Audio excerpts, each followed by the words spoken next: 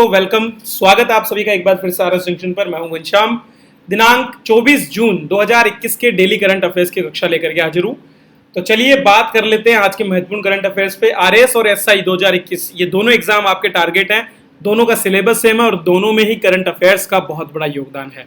तो इसीलिए बिल्कुल संक्षिप्त सारगर्भित जानकारी के साथ आज की कक्षा की शुरुआत करते हैं।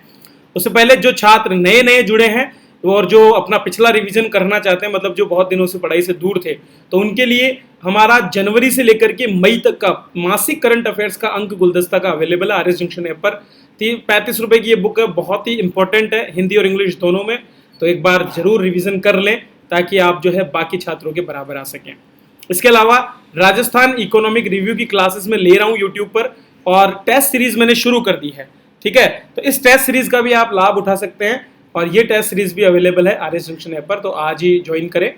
चलिए, तो पहले प्रश्न के साथ में आज का भारतीय तटरक्षक बल, जिसका काम समुद्री जो तटीय क्षेत्र है उसकी रक्षा करना और इस क्षेत्र में व्यापारिक गतिविधियों के निर्बाध संचालन को देखना है, वो जो है उसके लिए 583 करोड़ रुपए की लागत के साथ में जो है 2 प्रदूषण नियंत्रण जहाज है उनके निर्माण हेतु अनुबंध किया गया है गोवा शिपयार्ड लिमिटेड के साथ में। काम रक्षा मंत्रालय के द्वारा किया गया है। तो रक्षा मंत्रालय ने 22 जून को भारतीय तटरक्षक बल के लिए 2 प्रदूषण नियंत्रण जहाज अर्थात पॉल्यूशन कंट्रोलिंग व्हीकल्स जो हैं उनके निर्माण के लिए अनुबंध पर हस्ताक्षर किए हैं।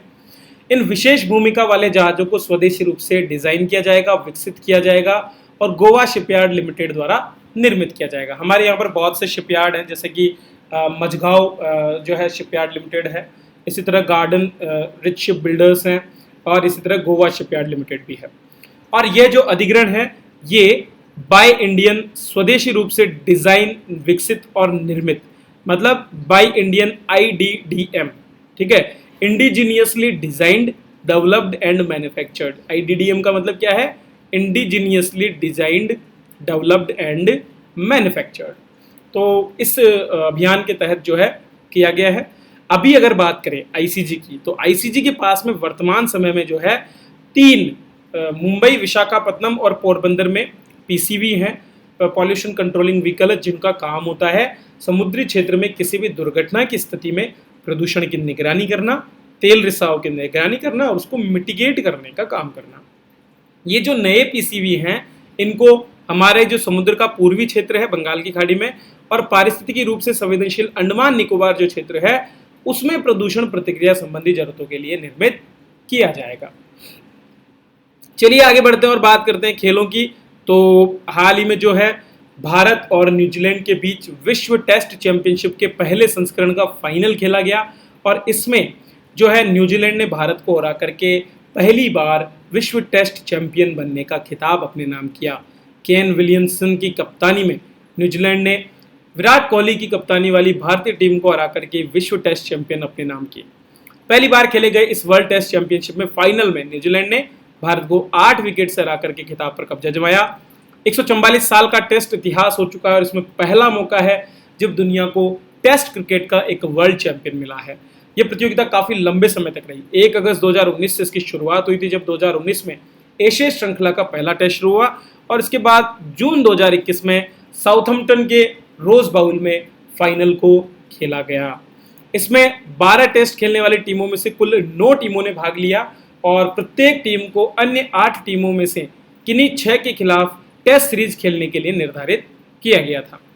ऑस्ट्रेलिया के मार्नस लाबुसचग्ने ने सर्वाधिक 1675 रन बनाए, जबकि भारत के रविचंद्रन अश्विन इस पूरे दौर में 71 विकेट के साथ सर्वाधिक विकेट लेने वाले गेंदबाज बने। तो ये पूरी की पूरी जानकारी है टेस्ट चैंपियनशिप के बारे में। प्रश्न निश्चित रूप से आएगा यहाँ से, तो इसको आप स्टार मार्क कर लें, ठीक है, यहां से प्रश्न पक्का आएगा। राजस्थान के कुल कितने खिलाड़ियों ने अब तक टोक्यो ओलंपिक के लिए क्वालिफाई किया है? दोस्तों, जुलाई माह में टोक्यो में ओलंपिक होने की संभावनाएं है अगर कोरोना नियंत्रित रहता है तो, और वहां कुल 8 खिलाड़ी ऐसे हैं जो राजस्थान से होंगे, अर्थात राजस्थान के 8 खिलाड़ी यहां पर भाग लेने वाले हैं। 23 जून को पूरा विश्व इंटरनेशनल ओलंपिक डे के रूप में मना रहा है और इसलिए हम कुछ चर्चा कर रहे हैं कि कितने खिलाड़ी हमारे यहाँ से भाग ले रहे हैं। इस वर्ष 23 जुलाई 2021 से 8 अगस्त 2021 तक शेड्यूल्ड है टोक्यो ओलंपिक। जिसमें 2000 देशों के करीब 16,000 खिलाड़ी हिस्सा लेंगे। दरअसल 2020 में ये टोक्यो ओलंपिक होने थे, लेकिन पिछले मई में जो है इनको स्थगित कर दिया गया था और अब इन्हें नए सिरे से आयोजित किया जाएगा। इस बार के ओलंपिक में राजस्थान के 8 खिलाड़ियों में निशानेबाजी में अपूर्वी चंदेला और दिव्यांश पवार हिस्सा लेंगे। वहीं नौकायन में अर्जुन लाल जाट और एथलेटिक्स में भावना जाट हिस्सा लेंगी। दोस्तों 4 खिलाड़ी पैरालंपिक के हैं, जिनमें शूटिंग में अवनी लखेरा, बैडमिंटन में कृष्णा नागर, एथलेटिक्स में सुंदर गुर्जर और देवेंद्र झाड़जड़िया। ये 4 खिलाड़ी हैं जो हिस्सा ले रहे हैं। राजस्थान की बात करें तो अब तक ओलंपिक में राजस्थान को मात्र 2 मेडल मिले हैं। देवेंद्र झाझड़िया ने पैरालंपिक में 2 गोल्ड जीते हैं, जबकि राजस्थान के राज्यवर्धन सिंह ने देश के लिए सेना का प्रतिनिधित्व करते हुए निशानेबाजी में रजत पदक जीत करके देश और प्रदेश का गौरव बढ़ाया था वर्ष 2004 में। चलिए नेक्स्ट देखते हैं। अंतरिक्ष की बात करें तो दोस्तों अंतरिक्ष में अंतरिक्ष यात्री जब जाते हैं तो वहां पर उन्हें गुरुत्वाकर्षण के प्रभाव से रूबरू होना पड़ता है। अंतरिक्ष में बहुत ही कम गुरुत्वाकर्षण होता है, जिसको कहा जाता है माइक्रो ग्रेविटी। क्या कहा जाता है? Micro gravity. तो माइक्रो ग्रेविटी की जो कंडीशन होती है, उस कंडीशन में शरीर पर काफ़ी प्रभाव पड़ते हैं और इसीलिए इसकी जानकारी जुटाने के लिए नासा ने इस बार जो है एक जीव को अंतरिक्ष में भेजा है, जो है स्क्विड।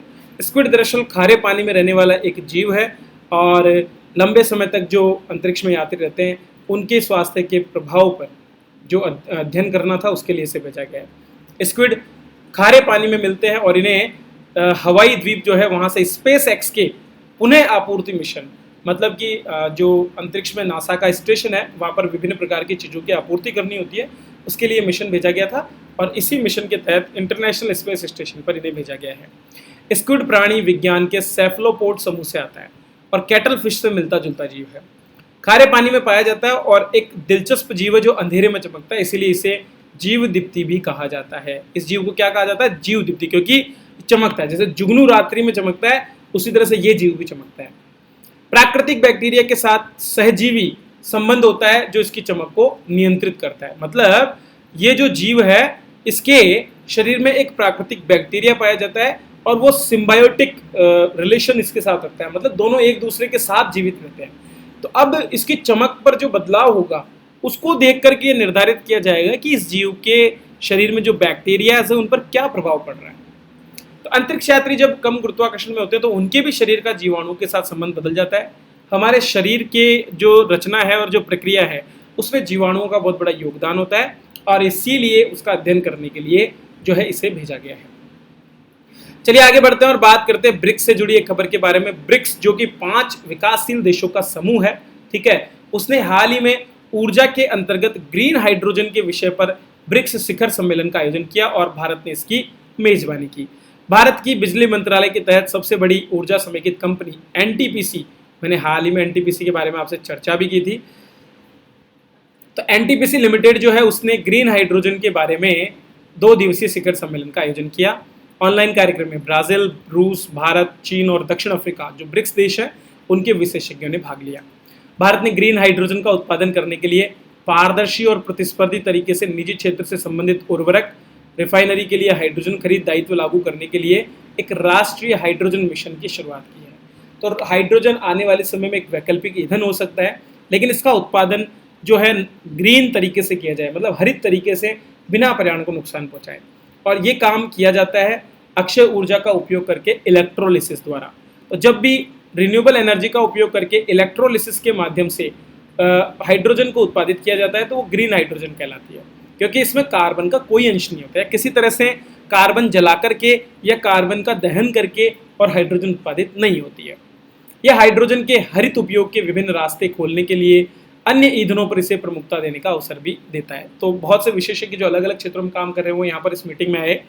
ग्रीन हाइड्रोजन के बहुत से उपयोग भी हैं। अमोनिया और मेथनॉल जैसे हरित रसायनों का उपयोग मौजूदा जरूरतों जैसे कि उर्वरक, गतिशीलता मतलब है मोबिलिटी, मतलब परिवहन, ठीक है, और बिजली उत्पादन, रसायनों में और शिपिंग में किया जा सकता है। इससे भी आगे बढ़ करके वर्तमान में हमारा जो सिटी गैस वितरण जो नेटवर्क होता है, ठीक है, तो सिटी गैस डिस्ट्रीब्यूशन जो नेटवर्क्स हैं उनमें 10% तक हम ग्रीन हाइड्रोजन को भी मिला सकते हैं। तो हमारी जो सीएनजी होती है उसमें मिलाया जा सकता है। हाइड्रोजन के माध्यम से hard to abate sector, abate मतलब जिनको छोड़ा नहीं जा सकता, जैसे स्टील और सीमेंट बहुत जरूरी है स्टील और सीमेंट को हम लीव नहीं कर सकते, लेकिन स्टील और सीमेंट के निर्माण में यदि हम ग्रीन एनर्जी के रूप में हाइड्रोजन का प्रयोग करें तो निश्चित रूप से आने वाले समय में जीवाश्म दहन को कम भी किया जा सकता है। ठीक है, तो ये हो गया ग्रीन हाइड्रोजन के बारे में। तो मैंने ये भी समझा दिया आपको ग्रीन हाइड्रोजन क्या होती है। परीक्षा में सीधा सीधा पूछा जा सकता है साइंस के फैक्टर में, और मेंस के लिए भी बहुत अच्छा प्रश्न बनता है। इसीलिए मैं कहता हूँ करंट अफेयर्स वहाँ से पढ़ने जो मेंस की तैयारी करवाए, क्योंकि प्रीलिम्स के लिए तो आप कहीं से भी पढ़ लेंगे, लेकिन मेंस में क्या करेंगे, वहाँ के करंट तभी मिलेंगे जब आपको बेहतरीन होंगे वो। चलिए, निम्नलिखित में से किस हवाई अड्डे ने director generals role of excellence पुरस्कार जीता है एयरपोर्ट काउंसिल इंटरनेशनल के द्वारा? तो कोचीन हवाई अड्डा जो है उसको ये पुरस्कार मिला है। कोचीन अंतर्राष्ट्रीय हवाई अड्डे ने सेवा गुणवत्ता को बरकरार रखते हुए एयरपोर्ट काउंसिल इंटरनेशनल के director generals role of excellence पुरस्कार को जीता है। इन्होंने लगातार अपने यात्रियों को उत्कृष्ट सेवाएं दी है और यात्रियों की राय भी यही है। पुरस्कार ACI customer experience global summit जो कि 9 सितंबर 2021 को मॉन्ट्रियल कनाडा में होगी, अर्थात 4 सितंबर को आपके एग्जाम के बाद, उसमें दिया जाएगा। ठीक है, तो यह है दोस्तों आज के करंट अफेयर्स जिन पर मैंने चर्चा की। उम्मीद करता हूं मैंने आपको सेटिस्फाई किया है। तो लाइक करने में कंजूसी मत बरतिए। इकोनॉमिक रिव्यू का क्लासेस रेगुलर लीजिए, क्योंकि वहाँ से 10 से 15 प्रश्न आराम से आते हैं 20 क्वेश्चन में से, इकोनॉमी में से। ठीक है, और इसके अलावा जो है हमारी करंट की बुक्स का भी आप लाभ उठा सकते हैं। पॉलिटी पर कोर्स चल रहा है, हिंदी पर मेरा कोर्स चल रहा है, और बहुत से कोर्सेज में चला रहा हूँ। तो रेगुलरली आप उनको ज्वाइन करें और अपनी तैयारी को आगे बढ़ाएं। चलिए, इसी के साथ मैं विदा लेता हूँ। धन्यवाद।